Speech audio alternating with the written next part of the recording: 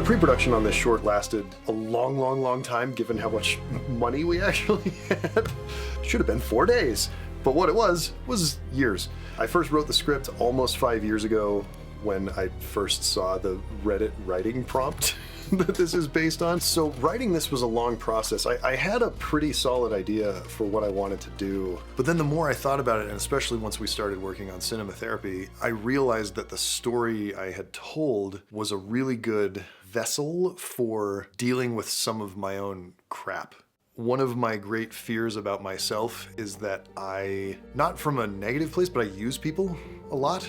I kind of barrel towards what I want, and in this case, the moon is movies, and I am like forcing it on my wife. And the ironic thing is, I'm forcing it on my kids so much that the kid who's playing the kid in the movie is my kid, who I forced to be in the movie. I asked her, and she very much wanted to be. So there was some of that, and none of that was in the original idea. And then I had a conversation with actually our sound mixer, Jess. She really wanted to know what the backstory was of the moonfection and like what did that mean, and I didn't have any of that. I just knew I wanted to do this spooky thing.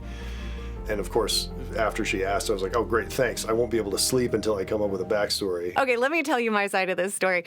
So Alan and I did our first interview, and I had read the script, and I asked him, what's happening? What is becoming of this person? Are they melting on the inside? Is it mechanical in nature? Has he been replaced? Is it a body snatcher situation? What's going on? So that we can tease that element with the sound. And Alan was like, oh no, now I'm gonna think about this forever. And I'm not kidding. I think the next day I got an email from him that was like, look what you did. I emailed her at 4 a.m. And it's a bullet-pointed outline with a complete idea of like everything. This really incredible sci-fi story. I actually have ideas for an entire trilogy of films now. Like all of this stuff. That's gotta be told. It just has to be told. I'm really into it. So if we do get a feature out of it, thank me, not him. Then I really started storyboarding in earnest. I reached out to a friend of mine, Cortland Ellis, sent him a script. He wrote back, he's like, this is fantastic, let's do some stuff. So he boarded 2 scenes, and he actually drew our poster. And then I did like really rough sketches of kind of everything else. And because we knew the location, we were able to, and it's my house, we didn't have to build a set, and we didn't have to, we didn't have to imagine what it would look like. We could just walk into the room and be like, let's put a camera here, and then we're gonna look that way. We're gonna do this thing. Paul and I continued working on, I was storyboarding and he was playing with cameras and figuring out, because he'd never shot with this camera before. He'd never shot with a Blackmagic. So he was learning the ins and outs and the little tricks. Here, I'll get a little light on your face. Thanks, Cool. So the real question is, am I as pretty as Shona? Well, do you want the honest truth, or? We had a whole research and development phase to come up with the eyelights, because we had a prop to throw light into the lens, because it also throws light onto all of the surroundings, and it looks a lot better than if I had tried to do the entire eyelight digitally.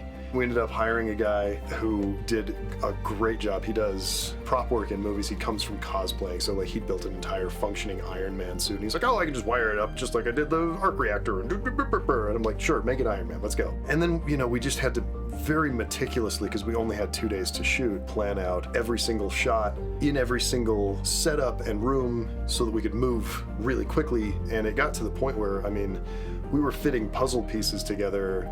Like, if we shoot this way, we can't turn around and shoot that way because we'll have to turn around again, and we can literally only afford 1 turnaround in this room. We do not have enough time to turn around twice. Yeah, the house is small, man. I'm just gonna say. I know, dude. It's gonna be so hard to work in here. All the rooms are so damn It's gonna be really hard to work in this house because it's so small. Because all of our actors were local, we were also able to do a full rehearsal walkthrough with the cast, where we walked through every major sequence and setup. Did you look at the moon? Honey? Did you see the moon? Oh, is it pretty today? No, maybe. It's probably pretty. It's not the point. Everybody keeps saying it's pretty. I don't know. I don't know. I haven't seen it yet. I purposefully made that like a 2-hour thing, even though we only needed 20 minutes, so that they could interact together particularly for Audrey, so that she could get comfortable with them and pretend like they were her parents. I mean, she took to it like a duck to water. Hi, I'm gonna be a famous actor. What's your line in the hallway? Mommy. Perfect. Huge giggles the whole time. If this is my first time doing it, I'm probably not gonna do it like perfect. Perfect. Perfect. At the end, you would just like show everyone the takes of you failing at it. You want an outtakes reel? Yeah. Yeah. Yeah. Ow. Remember that time I pushed one of your contacts Professional actor. under? I only work with the best. So our last few days, like our real prep time, which was really just 2 or 3 days to get everything ready. We had our camera team getting a bunch of support equipment and other, high-end cinema stuff. Our grip and electric team, they brought their own trucks full of gear. We had to do some makeup tests to see what the sort of eye vein stuff was gonna look like, and then we had to make sure that that was gonna work under the lighting situation that we were gonna have. We had to do some blood tests as well, because obviously John gets the cut on his head, and like, how much blood is it like pouring down his face? Is there a little trickle? Like, all the weird little discussions that you wouldn't think about when you watch a movie, and every single thing is a decision that somebody has to make.